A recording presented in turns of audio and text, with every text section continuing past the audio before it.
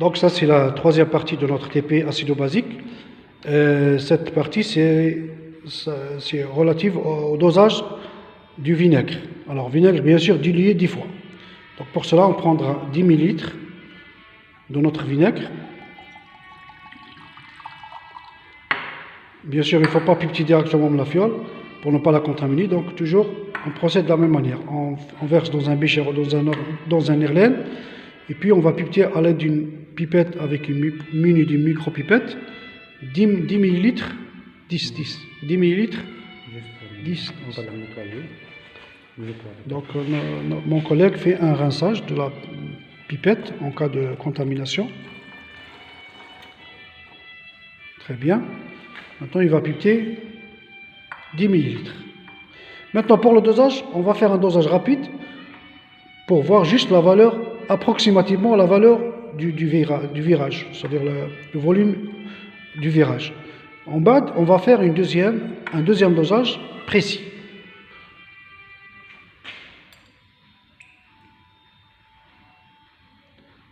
C'est juste pour savoir est-ce que le volume de la burette est suffisant pour faire le dosage. Maintenant, dans la burette, on a préparé une solution de NaOH. Voilà la NaOH. Non, la fiole, la grande fiole. Donc on a préparé une solution de NaOH 0,1N qu'on a rempli la burette avec. Maintenant, vous voyez bien que le 0 est bien clair. Le ménisque du 0, comme tu vois. Donc il faut toujours remplir le ménisque, il faut qu'il soit au-dessus du trait de la burette. Maintenant, on mettra 2 gouttes de phénolphtaléine comme indicateur coloré dans l'herlène. Sinon, si on ne mettra pas l'indicateur coloré, il n'y aura aucun changement de couleur, donc on ne saura jamais la fin du dosage. Maintenant, pour mieux visualiser la solution, on mettra un bout de papier sur notre agitateur magnétique. Donc on lance l'agitation doucement et on commence à verser la solution de NaOH. Rapidement. On suit la vitesse.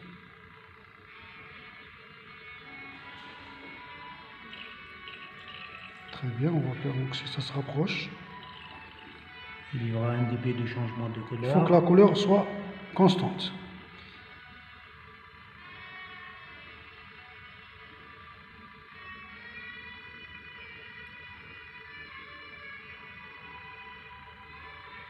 On arrête, très bien.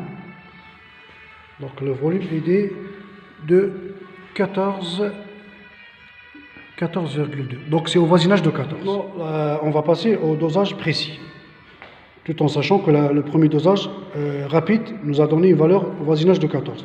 Donc on va descendre rapidement, et quand on atteindra le voisinage de 14, on va y aller doucement, tout simplement.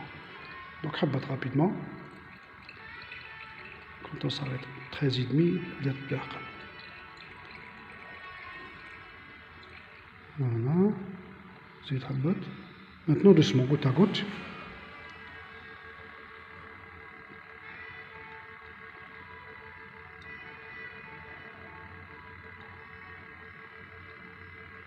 Il faut que ça soit une couleur persistante. Une goutte.